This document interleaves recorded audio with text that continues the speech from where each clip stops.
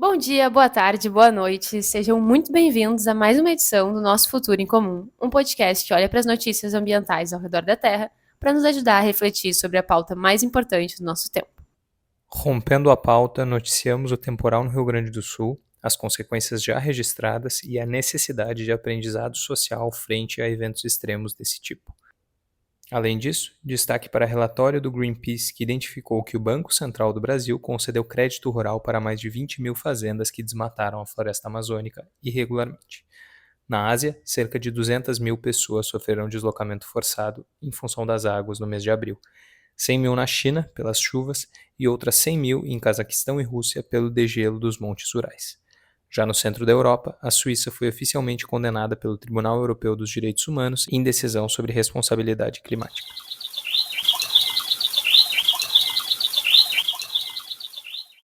Eu sou a Marina Goddard, pesquisadora de uma vida mais natural e conectada com a natureza, internacionalista de formação e mestrando em Ciências da Sustentabilidade.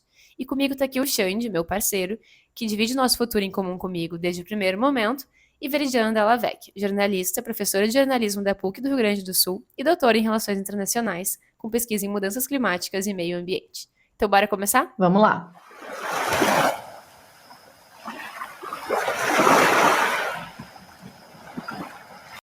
Para começar, vamos falar de Brasil. Breaking news rompendo a pauta. Temporal no Rio Grande do Sul provoca cheias de rios e inundações. Com registro de até 320 milímetros em 24 horas, alguns municípios do estado já receberam o triplo do esperado em precipitação para o mês de abril. Alguns meses depois das enchentes do Vale do Taquari, em setembro do ano passado, enchentes que podem ser consideradas o maior desastre natural da história do Rio Grande do Sul, as precipitações e a subida do nível da água nos rios voltam a oferecer risco para os habitantes locais. No momento, as regiões mais afetadas são o Vale do Rio Pardo e, novamente, o Vale do Rio Taquari. No entanto, ao contrário do que ocorreu em 2023, dessa vez não há previsão de uma subida brusca nos níveis das águas. Isso porque a chuva está ocorrendo de maneira contínua e não como um só evento de muita precipitação, que foi o que aconteceu no ano passado. Mesmo assim, pontes e estradas já foram derrubadas e bloqueadas, entre outros danos reportados. A situação é de alerta para minimizar o risco de perda de vidas, pois, segundo a meteorologia, a chuva não deve parar no estado até o final da semana, já no dia 3 ou 4 de maio. De toda forma, é preciso compreender, e parece que já existe um aprendizado nessa direção, que eventos extremos desse tipo não são, abre aspas, desastres naturais, fecha aspas, como o senso comum muitas vezes coloca, mas sim fenômenos da natureza que tendem a ocorrer e de forma cada vez mais frequente, que é o que a gente tem visto. Por isso, é indispensável que as autoridades estejam sempre monitorando a possibilidade de eventos desse tipo e de antemão já tenham os planos de contingência traçados.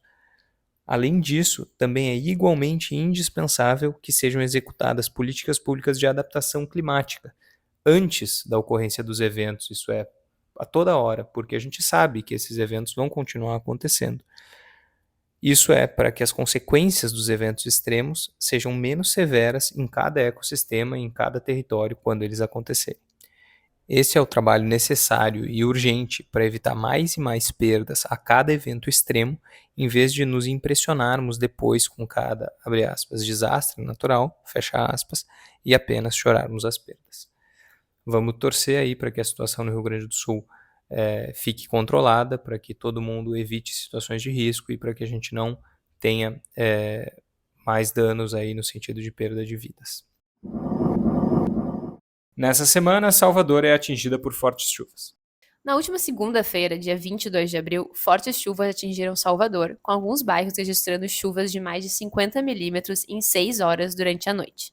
Além de alagamentos em diversos pontos da cidade, a Defesa Civil também registrou 4 ameaças de desabamentos, 2 árvores caídas e 9 deslizamentos de terra. A previsão era de que a capital seguisse enfrentando temporais até o fim do mês e, de fato, hoje, quinta-feira, dia 25, a Defesa Civil acionou sirenes em 3 comunidades da capital por risco de deslizamento. E, gente, meu Deus, tá chovendo muito, hein? Salvador virou o que era Porto Alegre no ano passado, parece. Para vocês terem ideia, já foram registrados até hoje, quinta-feira, 25 de abril, 775,2 milímetros de chuva, sendo que a média histórica para todo mês na cidade é de 284,9 milímetros, ou seja, já é quase 3 vezes a média histórica do mês.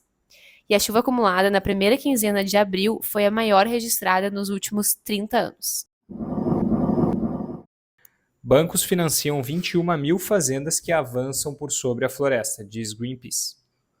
Então, o Greenpeace analisou as propriedades listadas na base do Banco Central que receberam crédito rural entre 2018 e 2022 no bioma Amazônia e encontrou diversos descumprimentos das regras do Manual de Crédito Rural. A ONG encontrou também falhas no sistema de controle dos bancos e lacunas nas normas vigentes que permitiram que milhões de reais fossem destinados a propriedades rurais com dano socioambiental associado. Normalmente os bancos ofertam crédito rural para atividades como compra e manutenção de animais, formação de pastagens, extração de madeira e aquisição de máquinas e equipamentos.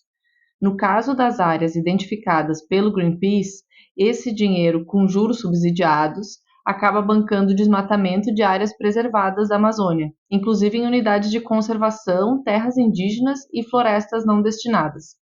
O levantamento identificou 10.074 propriedades que estão inseridas parcialmente ou totalmente em unidades de conservação, sendo que 41 delas estão em áreas de proteção integral, onde não deveria haver nenhum tipo de atividade econômica.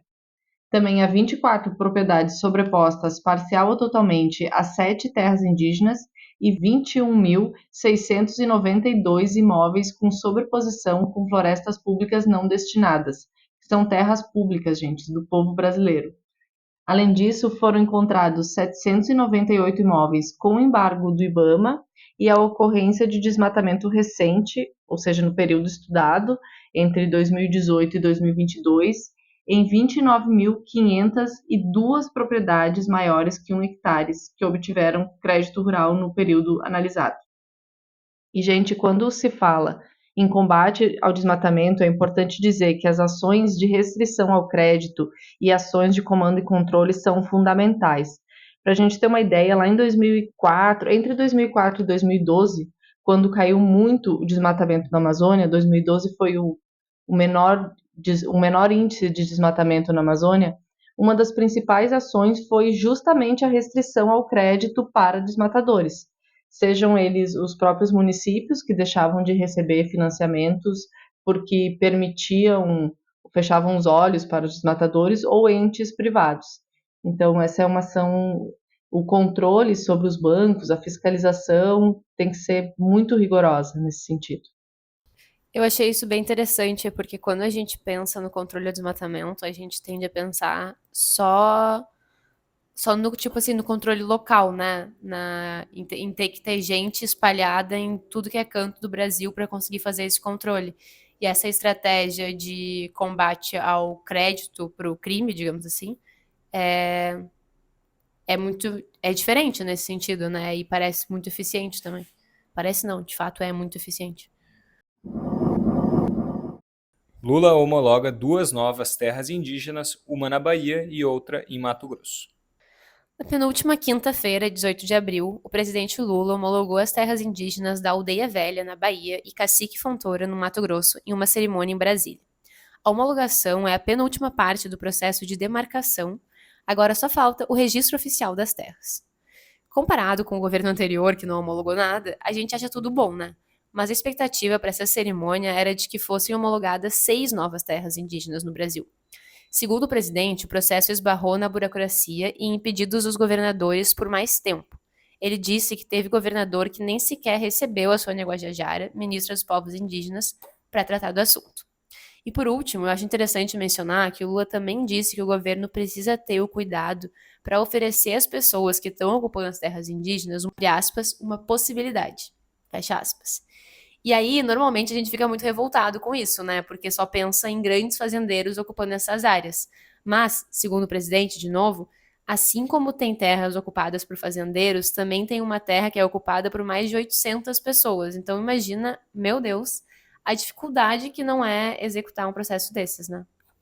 É interessante esse caso, claro, né, nessas terras que são ocupadas por grandes fazendeiros, enfim, isso deveria ser feito e acabou. Eu não tenho muito dó, não. Mas existem terras, e aqui no Rio Grande do Sul, Existem áreas que são áreas de disputa entre indígenas e pequenos agricultores. Então se cria uma situação que é muito difícil, né? Porque são agricultores que estão há gerações ocupando Uhum, terras que em princípio são terras indígenas e que os indígenas têm direito a essas terras, mas também esses pequenos agricultores estão ali porque foram colocados ali, né? De alguma sim. forma. Então é uma situação bem delicada. E uma coisa que acaba acontecendo daí, infelizmente, é que normalmente esses grandes fazendeiros acabam se apropriando dessa discussão, né? Enfim, de que tem vários pequenos agricultores numa terra que está sendo demarcada como terra indígena e defendendo esses agricultores para, enfim, tentar criar um precedente para eles. Só que são situações completamente diferentes. Então também é muito importante ser sempre cuidadoso na hora de ler essas notícias e, enfim, se posicionar nessas situações. Uhum. Agro é pop, agro é tech. É, e tem inclusive organizações tanto de indígenas quanto de pequenos agricultores que estão tentando achar uma solução conjunta para isso, assim, que é bem legal também. Polícia Federal destrói maquinários de garimpo ilegal em Parque Estadual do Amapá. Ó, gente, PF tá trabalhando, hein? Graças a Deus, né? Numa operação realizada entre os dias 6 e 7 de abril, os agentes da Polícia Federal encontraram equipamentos avaliados em 2 milhões que foram abandonados por criminosos no Parque Nacional Montanhas do Tumucumaque, que é a maior unidade de conservação brasileira de proteção integral. Eles apreenderam um computador, uma moto, um trator e inutilizaram 2 retroescavadeiras hidráulicas e 10 motores que eram utilizados para a extração de minérios ilegalmente. E acho importante a gente pontuar aqui que esse procedimento de inutilizar, normalmente através de colocar fogo, né, nos maquinários, é um procedimento padrão, tá? E essa ação é importante porque, segundo dados do IEPE, o Instituto de Pesquisa e Formação Indígena, as áreas de garimpo legal cresceram 304% no último ano dentro da área desse parque. Então é muito bom que a gente esteja tendo ações de combate ali dentro, né? Eu fico, em relação ao garimpo, eu sempre fico muito surpresa, porque são maquinários gigantescos. É, eu fico pensando como eles fazem para chegar numa área, no meio da Amazônia, colocar máquinas gigantescas, muito dinheiro envolvido, muito dinheiro em combustível envolvido. Como é que você não consegue se rastrear isso? Né? Enfim, siga o dinheiro. Eu acho que tem essa questão do dinheiro, mas. Sim, tá certo. Tem que rastrear o dinheiro, obviamente, porque eles não fazem isso antes, né? Mas no caso desse evento aí, eles rastreiam o garimpo em si através de imagens de satélite, né? E aí é interessante porque muitas pessoas, enfim, do IBAMA e tal, falam que normalmente essas ações já são uma coisa de com tempo muito curto, né? Assim, só até a imagem de satélite conseguir captar. Daí os caras mudam de lugar, mudam de lugar. Então, bem nisso que tu tá falando, assim, é mais dinheiro ainda, porque eles estão sempre tendo que mudar de lugar e tem essa perda de maquinário que é bizarra, né? E tem mais a questão de onde é que eles compram essas máquinas, Sim. de onde vêm essas máquinas. Se compra no Brasil, se compra no Brasil, não tem um controle de para onde vão essas máquinas, se são máquinas que se sabe que se Uhum. usa para garimpo. Essa máquina poderia ter registrado, poderia ter um chip na máquina, sei lá, que dissesse para onde ela foi, onde é que ela está sendo usada, algum tipo de controle. Não é possível que não exista Sim, se hoje tecnologia em dia para os caras já isso. conseguem colocar blockchain nas toras de madeira que saem da extração de madeira, eles conseguem colocar um chip dentro de uma máquina, né? E pode ser até uma tecnologia mais antiga que o chip, tipo um formulário, né? Em que simplesmente o cidadão tem. Não, é claro que com um impacto diferente, mas se o cidadão que compra, mais ou menos como isso que a Verengiana está falando, a gente pode fazer algum tipo de comparação com um registro de arma, né? Sim. Assim, a pessoa que adquire é um bem que o adquirente tem que dizer algumas coisas sobre ele, né? Então poderia ser, por exemplo, um formulário que a pessoa tem que dizer onde é que vai ser usado, ou coisa que o valha, e isso é uma informação que os órgãos de fiscalização depois podem ir lá e fiscalizar, né? E se não tá, enfim. Mas enfim, com certeza o formulário é uma tecnologia mais limitada do que um chip nesse sentido. Uhum.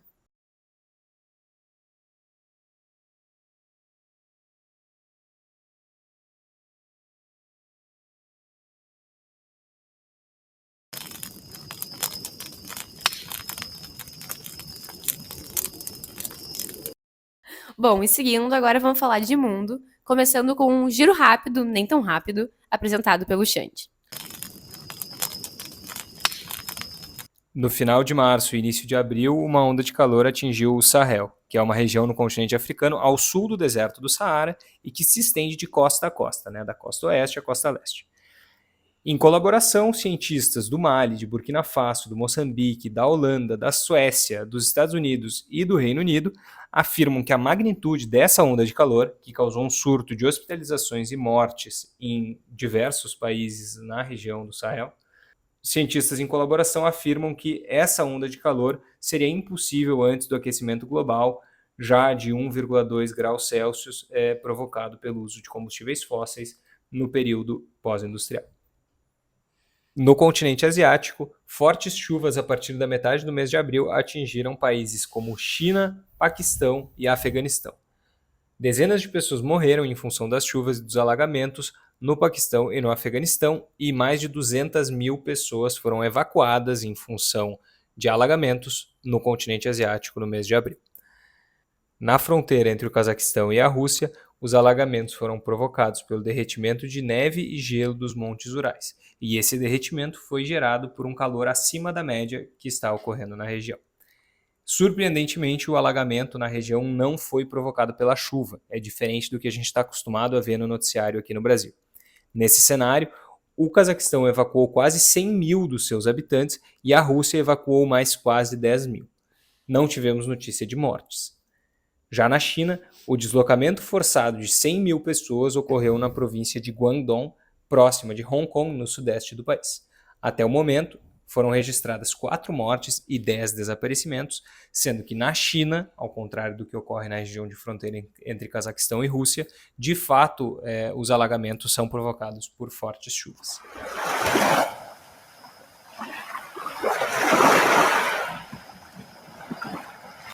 Tempestade causa a maior chuva em 75 anos nos Emirados Árabes Unidos e deixa Dubai e outras cidades com diversos pontos de alagamento.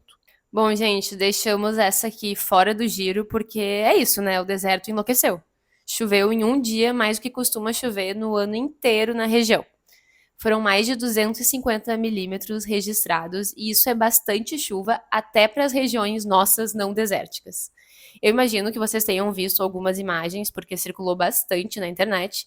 E aí uma pergunta que a gente logo se faz é: como que um país tão rico sofreu tanto, né?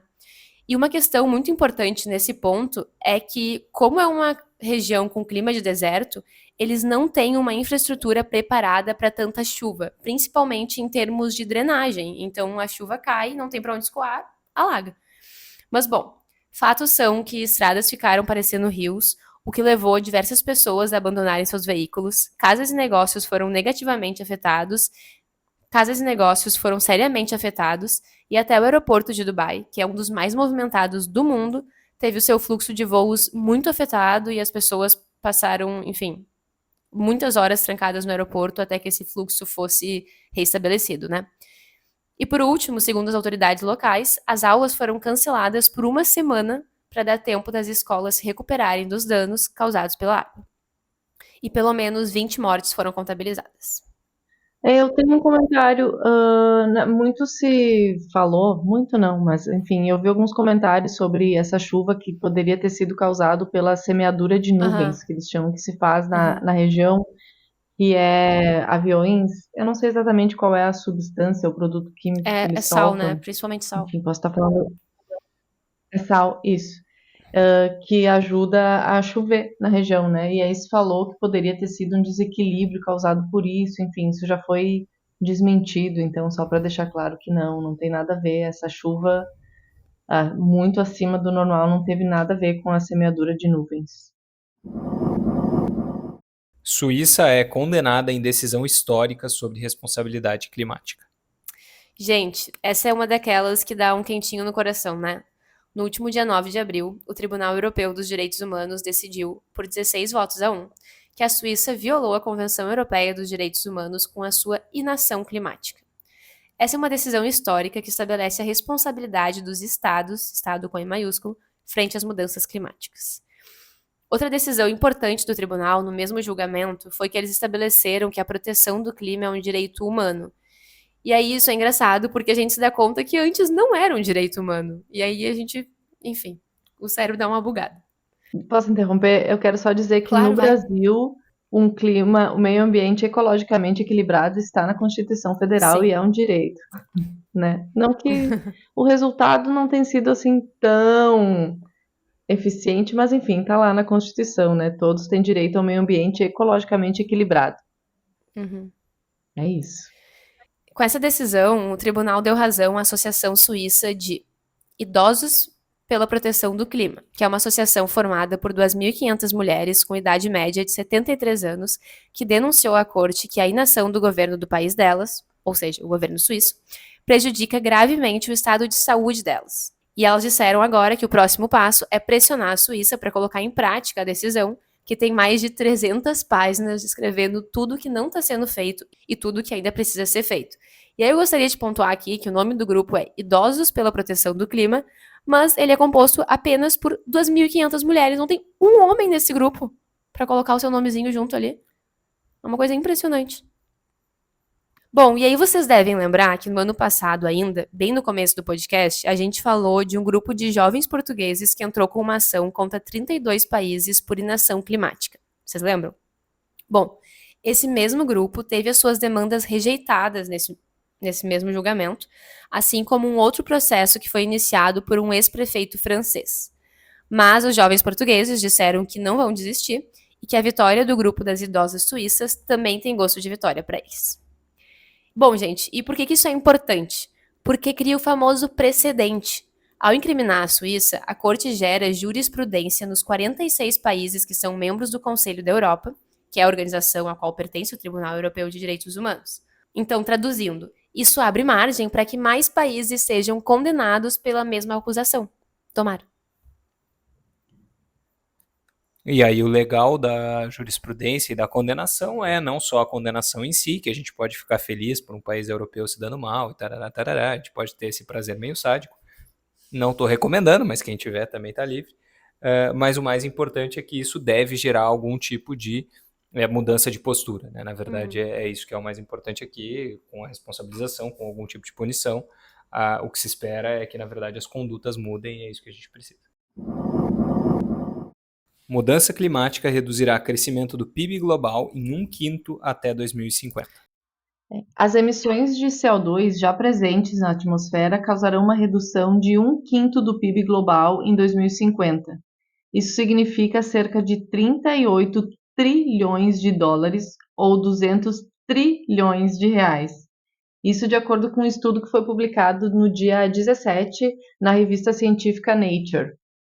E, assim, é importante ressaltar que esse impacto vai acontecer independentemente do nível de redução das emissões a partir de agora. Mas eles deixam claro também no estudo que reduzir as emissões de gás de efeito estufa o mais rápido possível vai ser crucial para evitar impactos econômicos ainda mais devastadores. Se o planeta aquecer mais de 2 graus até 2100, as consequências vão ser ainda mais dramáticas, da ordem de dezenas de trilhões de dólares a mais. Não tem nem como imaginar um valor desses, né, gente? A temperatura média da superfície terrestre já subiu 1,2 graus, como a gente já falou em outras notícias nesse episódio, acima dos níveis pré-industriais, que são o ponto de referência para determinar o aquecimento da Terra. Segundo os autores do estudo, o investimento anual necessário para manter o aquecimento abaixo dos 2 graus, que é o principal objetivo do Acordo de Paris de 2015, é uma fração dos custos que precisarão ser desembolsados caso não se faça nada.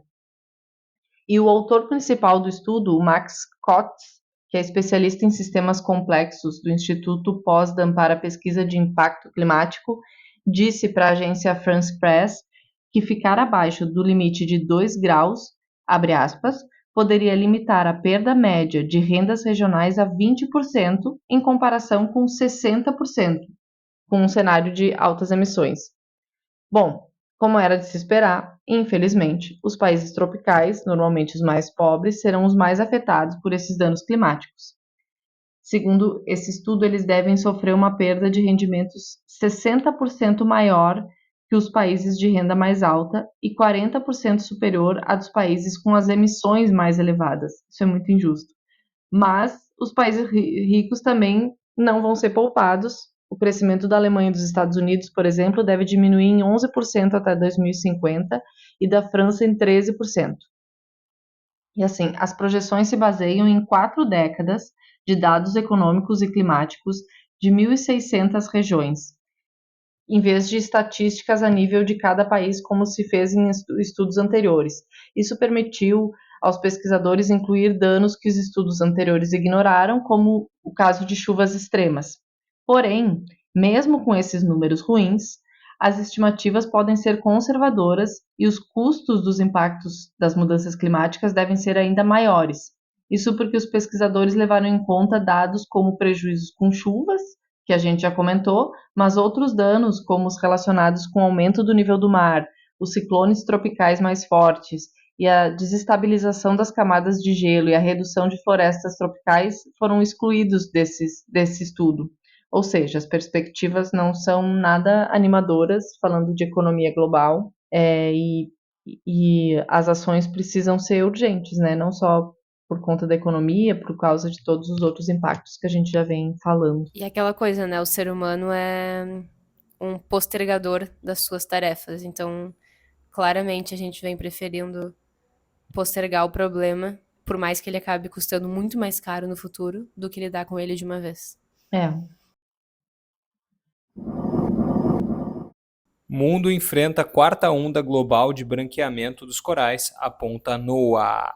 De acordo com a NOAA, a Administração Nacional Oceânica e Atmosférica dos Estados Unidos, o calor extremo registrado no último ano desencadeou a quarta onda global de branqueamento em massa de corais, que está afetando todos os oceanos. Aliás, o oceano como um todo. Aliás, o oceano como um todo, porque não existem oceanos, é o oceano. Segundo o órgão, a estimativa é que a onda tenha começado em fevereiro de 2023 e segue acontecendo até o momento, em abril de 2024, para quem estiver ouvindo esse episódio fora de época. Como é de se esperar, esses impactos já foram identificados na Grande Barreira dos Corais, na Austrália, que é um ecossistema que ocupa uma área de mais de 2.000 km². Os pesquisadores das universidades locais estão inclusive preocupados que a Grande Barreira dos Corais esteja passando pelo evento mais severo de branqueamento já registrado até hoje, porque foi publicado um vídeo mostrando danos que vão até 18 metros abaixo da superfície. E ó, gente, essa situação também está atingindo o Brasil, tá? Aqui tem pesquisadores que acreditam que a gente esteja enfrentando o pior evento de branqueamento de corais também, que está acontecendo na Costa dos Corais, que é a maior reserva marinha do país, com uma extensão de 120 quilômetros. E é importante a gente pontuar aqui que, como os corais são um ecossistema que contribui para a saúde das águas e abriga diversos peixes e outras espécies marinhas, o branqueamento deles representa uma ameaça muito significativa para as atividades de turismo e pesca da região. Para vocês terem ideia, uma pesquisa feita pela Fundação Boticário apontou que o turismo baseado em corais gera 908 milhões de reais, quase 1 bilhão de reais, por ano para as cidades de Maragogi, Ipojuca e São Miguel dos Milagres. Ou seja, como sempre, é um dano ambiental que tem consequências diretas na vida da população. E se a gente fosse um pouco mais nacionalista, a gente também poderia ver isso como um sério dano a um patrimônio natural nacional, né? Bom, aí algumas pessoas podem dizer que os corais podem se recuperar do estresse térmico. E sim, eles podem. Mas para isso, eles precisam de tempo, de preferência vários anos, e não é bem isso que a gente está oferecendo para eles, né? Segundo a NOAA, o último branqueamento em massa aconteceu entre 2014 e 2016, mas aqui no caso do Brasil, por exemplo, a gente também teve um evento bem significativo entre 2019 e 2020. Então são poucos anos de intervalo entre os eventos. E para fechar, vou deixar aqui as aspas da pesquisadora Jennifer McWhorter, da NOAA, que diz assim, abre aspas, é como passar de corais que fornecem casas e edifícios para a vida marinha a apenas andaimes. Quem realmente quer viver em andaimes? Fecha aspas. E aí ela também diz que os corais formam um sistema de alerta precoce para os impactos do aquecimento global na natureza. Então é isso, né? Tomara que esses eventos, pelo menos, sirvam de alerta pra gente. Desculpa a ignorância. É tão ruim assim mudar a cor do coral? É que não é mudar a cor, é que não é mudar a cor, é que quando ele perde a cor, ele acaba morrendo, né? Porque o branqueamento significa um enfraquecimento, maior suscetibilidade a doenças e, eventualmente, a morte. E tem vários organismos vivos presos nos corais, né? Que esses organismos vão deixando os corais Uhum. e aí os peixes também vão embora, enfim. É muito triste ver branqueamento de coral. Eu acho uma cena, assim, visualmente muito triste. É. É o esmaecimento da vida. Horrível.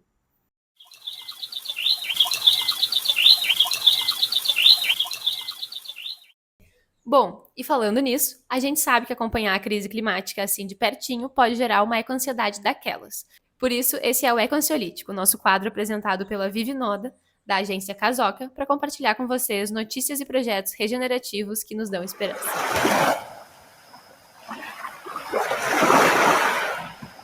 Tá, mas com tanta coisa acontecendo, como é que a gente sabe que ainda tem esperança de recuperação da vida marinha? Aqui é Vivi Noda e esse é mais um quadro Eco-Ansiolítico. Antes de começar, só por curiosidade mesmo, vou trazer uma notícia que foi faz um tempinho já. Eu não sei quem viu, mas que lá no Japão, há um tempo atrás, era muito comum caçar baleias. Só que aí eles perceberam que o número de baleias diminuiu drasticamente, com perigo de entrar em extinção. E aí o que eles fizeram? Proibiram a caça das baleias. E aí, ao longo dos anos, hoje, as baleias conseguiram chegar no mesmo número que tinha antes. Então isso é só uma palhinha pra gente ver que dependendo do lugar, dependendo da situação, se a gente deixar a natureza viver em paz, deixá-la em paz, a gente consegue regenerar e voltar ao equilíbrio de novo. Claro que não é assim em todo lugar. Dependendo de como a gente devasta o ambiente e o que a gente está devastando, não volta mais. Então, olha só essa notícia. O BNDES, que é uma instituição financeira pública, decidiu investir em programas de proteção e regeneração dos corais aqui no Brasil. Então, imagina, a costa brasileira é gigante. Só do Nordeste até o Espírito Santo são quase 9.000 quilômetros de extensão. E esse programa do BNDES, ele vai incentivar programas que vão favorecer a vida dos corais.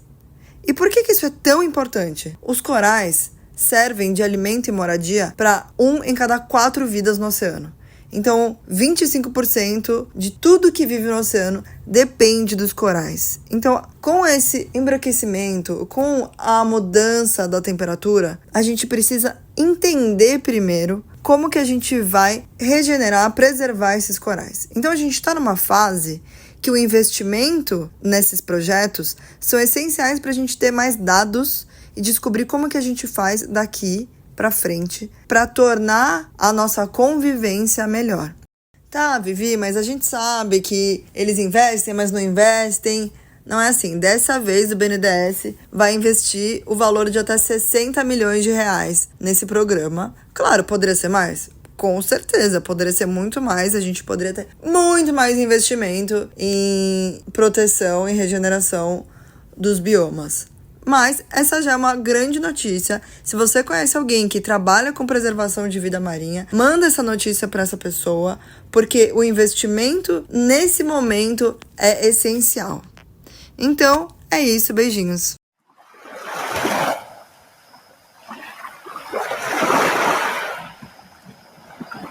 Mudança climática afeta a saúde de 70% dos trabalhadores. Um relatório da Organização Internacional do Trabalho, a OIT, da ONU, aponta que a mudança climática atingiu a saúde e a segurança dos trabalhadores em todo o mundo. Esse documento foi divulgado no dia 22, na última segunda-feira, e aponta que as regulamentações existentes hoje não oferecem proteções adequadas a uma série de riscos de saúde ligados ao aquecimento global. Trabalhadores agrícolas e outros que realizam trabalhos pesados sob clima quente podem estar expostos a diversos perigos, entre eles o calor excessivo, radiação ultravioleta, contaminação do ar, doenças transmitidas por vetores e fertilizantes. O relatório diz ainda que trabalhadores em ambientes abafados ou espaços mal ventilados também enfrentam riscos importantes. O documento indica que em 2020, que foi o último ano para o qual há estatísticas disponíveis sobre esse assunto, se calculava que 2,4 bilhões de trabalhadores, ou mais de 70% da força de trabalho mundial, estavam expostos ao calor excessivo em algum momento de seu dia. 2 décadas atrás, esse número era de 65,5%. O relatório afirma que a cada ano são reportadas cerca de 23 milhões de lesões ocupacionais atribuídas ao calor excessivo e quase 19 mil vidas perdidas por ano. E o relatório enfatiza que esses números não incluem as mais de 26 milhões de pessoas em todo o mundo que vivem com doenças renais crônicas ligadas ao calor no local de trabalho. O documento também trata de outros pontos que vinculam saúde e mudanças climáticas, e a organização destaca que várias condições perigosas foram vinculadas à mudança climática, incluindo câncer, doenças cardiovasculares, problemas respiratórios, disfunção renal e condições de saúde mental. Eu queria destacar um ponto do relatório, que são os mais de 870 milhões de trabalhadores agrícolas que estão expostos a agrotóxicos, com mais de 300 mil mortes anuais atribuídas ao envenenamento com esses produtos. Quantos desses será que estão no Brasil? Eu não sei se a gente tem alguma estatística fechada em relação a isso. Eu acho que isso tem. Eu acho que deve ter no Atlas dos Agrotóxicos essa estatística. Ah, Talvez verdade, não muito atualizada, mas deve ter. verdade. E tem gente que gosta de veneno. E essa semana, para alegria geral da nação de ouvintes do nosso Futuro em Comum, a gente volta com o micão biodegradável da quinzena, que foi do jornalista britânico Stephen Sakur, que levou uma super lição do Irfan Ali. Bom, o que aconteceu? A gente já falou aqui que a Guiana está passando por um boom econômico pelo começo da exploração de petróleo na costa deles. E aí, o presidente estava dando uma entrevista para a BBC e o jornalista teve a genial ideia de perguntar para ele, num tom assim meio acusatório, o que ele pensava do fato de que o mundo está passando por uma crise climática severa e a exploração de petróleo, como a gente sabe, contribui muito para o acúmulo de gases de efeito estufa na atmosfera. Aí eu estou fazendo um resumo bem simplificado, tá, gente? Ao que o presidente Irfan Ali respondeu algo na linha de: sim, a exploração de petróleo contribui para a emissão de gases de efeito estufa, mas você não tem o direito de me cobrar por isso, porque o nosso país preserva quase toda a sua floresta e por isso vai seguir sendo net zero mesmo com a exploração de petróleo, o que é bem diferente dos países europeus, como a Inglaterra, que já queimaram quase todas as suas florestas. E aí ele seguiu falando sobre isso e como os europeus não tinham o direito de apontar esse dedo para a Guiana, e sinceramente, eu achei muito bem feito. O que vocês acharam sobre o evento? Vocês viram o vídeo? Sim, achei muito bem feito. Né? Realmente os europeus não têm direito de apontar o dedo para ninguém, né? Mas também não sei se sou totalmente de acordo. Essa ideia de que a gente preserva as florestas, por isso a gente não pode, a gente tem o direito de explorar o petróleo, somos net zero na exploração de petróleo. Tenho o meu pé atrás, porém não estou apontando o dedo para a Guiana especificamente. Acho que se é o que eles têm no momento, é o que eles têm no momento. Mas eu acho que uma coisa não justifica a outra. No caso de florestas petróleo, né? Não no caso da Guiana específica. Aqui a gente já teve presidente falando mais ou menos isso. Ah, vocês queimaram todas as florestas de vocês e agora então não venham querer falar, apontar o dedo pra gente. Casos e casos, né? Eu acho que da Guiana pode ser que faça sentido. Mas sim, achei bem feito, porque os europeus realmente têm que ficar mais quietinhos nesse sentido. Ficar mais quietinhos e trabalhar mais, né? Pra enfim, regeneração, reversão das mudanças climáticas. E acaba sendo aquela coisa de um pouco de forças econômicas, né? Assim, enquanto a Guiana não estiver recebendo alguma outra grana para melhorar suas condições e manter suas florestas de pé e não precisar explorar petróleo, os caras vão acabar explorando petróleo, porque esse é o sistema onde eles estão inseridos e finalmente chegou a vez deles, né, de ter uma grande fonte de renda. Eu queria saber quem é que explora petróleo na Guiana. Será que é o próprio governo? Será que é alguma empresa estrangeira? Quem é que tá, né? É de repente, estrangeira. se é uma estatal, aí fica. É estrangeira. A principal é ExxonMobil. É isso aí. Ok. Então é isso, né? O que a gente precisa é de nenhum poço de petróleo mais sendo perfurado, mas havendo a soberania dos estados, não é razoável que um outro, especialmente um estado merda do ponto de vista da crise climática, no sentido da, né, quantidade de dano que provocou e tudo mais, vá dizer para o outro o que pode ou não fazer, né?